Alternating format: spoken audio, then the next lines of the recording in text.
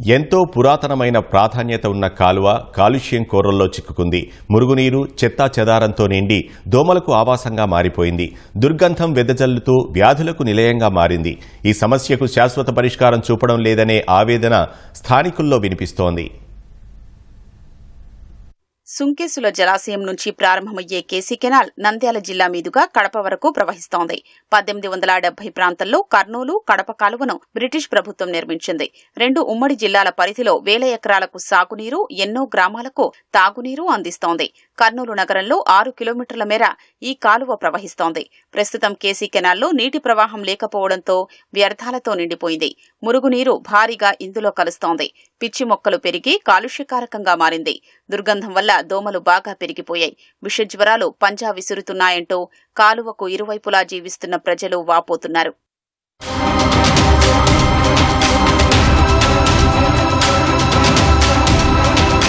దీన్ని శుభ్రం చేస్తున్నామనేటువంటి పేరుతో మళ్ళీ జూన్ నెలలో ఏవైతే మళ్ళీ కాలువ స్టార్ట్ అవుతుంది అనే సమయంలో అధికారులు జేసీబీలు పెట్టి పైపైన దాన్ని క్లీన్ చేసినట్లు చేసి మళ్ళీ దాని మీద లక్షల రూపాయల బిల్లులు పెట్టుకోవడం తప్ప అది పరిశుభ్రం చేసేటువంటి పరిస్థితి లేదు.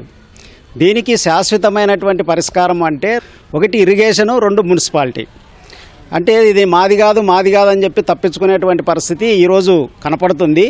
2 డిపార్ట్మెంట్లు కలిసి అంటే కుటుంబాల నుంచి వచ్చేటువంటి నీళ్లు కాలువలో కలవకుండా దానికి సమాంతరంగా కాలువ తీసి డ్రైనేజ్ను బయటికి పోయేటట్లు ప్లాన్ చేయాలి. 1. రెండవది చెత్త వేయకుండా దాన్ని ప్రతి చోట కంచె వేసేటువంటి పరిస్థితి ఎప్పటికప్పుడు క్లీన్ చేస్తుంటే అది పోయేటువంటి అంటే వాటర్ కూడా పోయేటువంటి పరిస్థితి ఉంటుంది.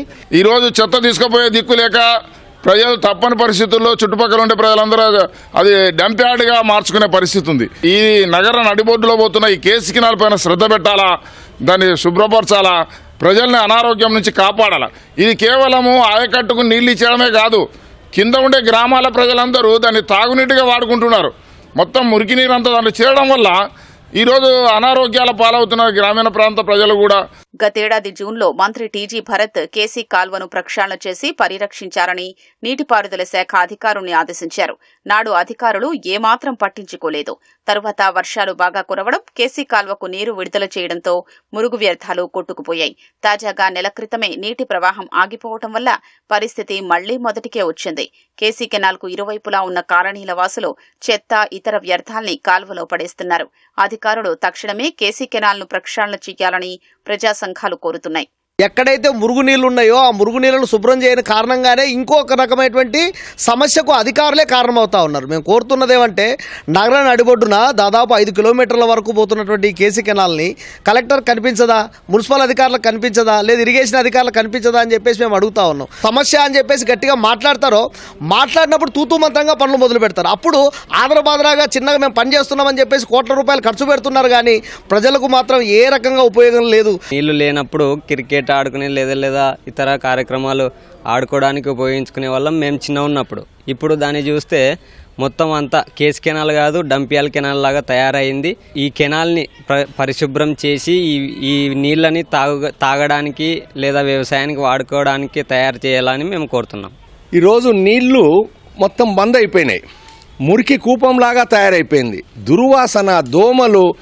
అసలు మరి జిల్లా కలెక్టర్ ఆఫీసుకు సమీపంలో ప్రవహిస్తుంది, గవర్నమెంట్ హాస్పిటల్ మీదుగా ప్రవహిస్తుంది. మరి ఏ అధికారులు పట్టించుకోవడం లేదు. ప్రజలు దుర్వాసనతో, దోమలతో రోగాల పాలైపోయి ఇబ్బంది పడుతున్న పట్టదా మీకు? 50,000 కుటుంబాలు అందులో డ్రైనేజీ వాటర్ కలుస్తూ ఉంది. డ్రైనేజీ వాటర్ను కేసీ కెనాల్లో కలవకుండా వెంటనే చర్యలు తీసుకోవాలి. ప్రభుత్వము, అధికారులు ఎన్ని చర్యలు చేపట్టినా ప్రజల్లోనూ చైతన్యం రావాల్సిన అవసరముందనే అభిప్రాయం పరిశీలకుల నుంచి వినిపిస్తోంది. వ్యర్థాలు కేసీ కెనాల్లో పడేయకుండా ఉంటేనే ప్రక్షాళనకు అడుగుపడుతుందనే అభిప్రాయం వ్యక్తమవుతోంది.